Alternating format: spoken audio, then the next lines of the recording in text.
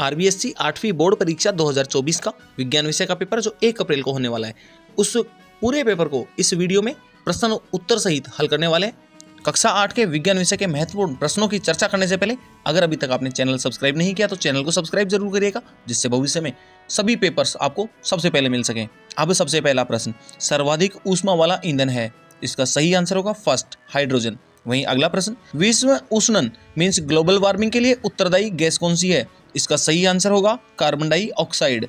अगला प्रश्न, भारत का प्रथम आरक्षित वन क्षेत्र कौन सा है, इसका सही उत्तर होगा सतपुड़ा राष्ट्रीय उद्यान। अगला प्रश्न, ध्वनि संचरित हो सकती है, इसका सही उत्तर होगा ठोस, द्रव और गैस तीनों में हो सकती है। पांचवा प्रश्न, जिसमें लिखा गया है ध्वनि की प्रबलता किस पर निर्भर करती है, इसका सही उत्तर होगा आयाम।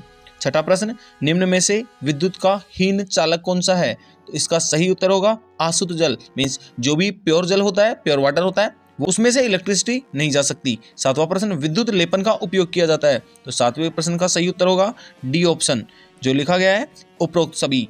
आठवां प्रश्न, ध्वनि की प्रबलता को किस में नापते हैं, तो इसका सही उत्तर होगा डेसिबल में। अगले प्रश्न की बात करें तो छोटे क्वेश्चन 9th में, तो नाइट्रोजन स्थिरीकरण के लिए उत्तरदायी सूक्ष्म जीव का नाम लिखिए जो फलीदार पौधों की जड़ों और ग्रंथिकाओं में पाया जाता है, तो इसका सही उत्तर होगा राइजोबियम।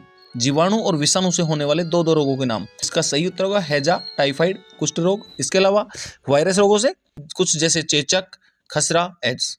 वहीं अगला प्रश्न, विश्व में प्रथम तेल कुआं तथा भारत का प्रथम तेल कुआं कहाँ पता चला, उसका नाम लिखना है।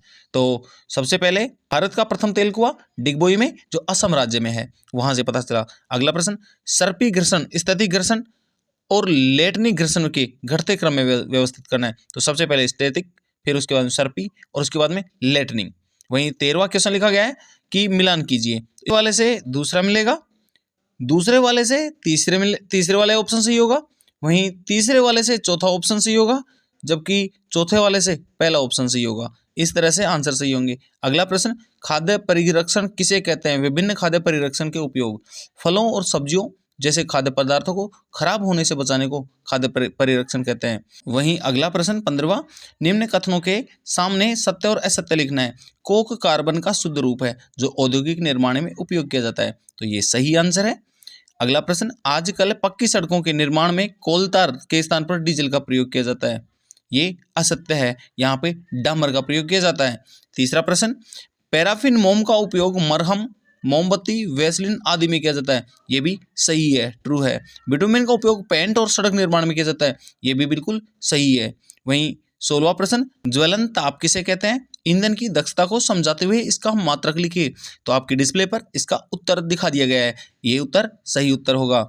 वहीं निम्न का आशय स्पष्ट कीजिए, वन्य जीव अभयारण्य और राष्ट्रीय उद्यान, इसका आपको आशय स्पष्ट करना है तो डिस्प्ले पे देख सकते हैं। इसके अलावा सेकंड ऑप्शन है जैव मंडल आरक्षित क्षेत्र और विशेष क्षेत्रीय स्पीसीज। अब 18 प्रश्न जिसमें रिक्त स्थानों की पूर्ति करनी है। वृषण नर युग्मक खाली स्थान उत्पन्न करते हैं, शुक्राणु।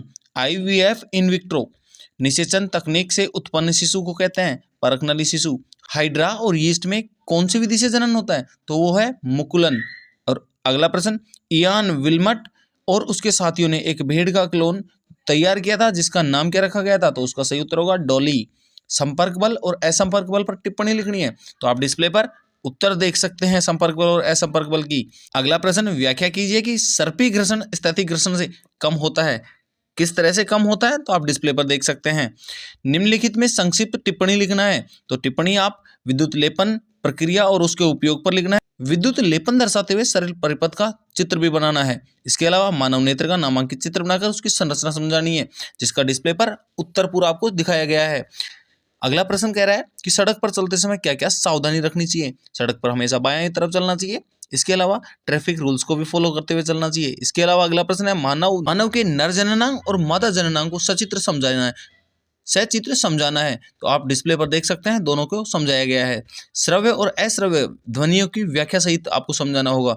इसके अलावा इसका ऑप्शनल एक क्वेश्चन है, लास्ट क्वेश्चन दे रखा है कि अंतःस्रावी ग्रंथियों का नामांकित चित्र बनाकर उन हार्मोन्स को समझाना होगा। वहीं द्रव बर्तन की दीवारों पर दाब डालता है, किस तरह से डालता है, आप डिस्प्ले पर इसका भी आंसर देख सकते हैं। आज के महत्वपूर्ण प्रश्न थे। इसके अलावा जल्द ही अन्य विषय के भी महत्वपूर्ण प्रश्नोत्तरी आपके साथ जल्द साझा करेंगे।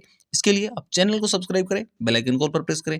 आप किस विषय के पेपर के बारे में आप सबसे ज्यादा जानना चाहते हैं तो कमेंट सेक्शन में लिखिएगा। धन्यवाद।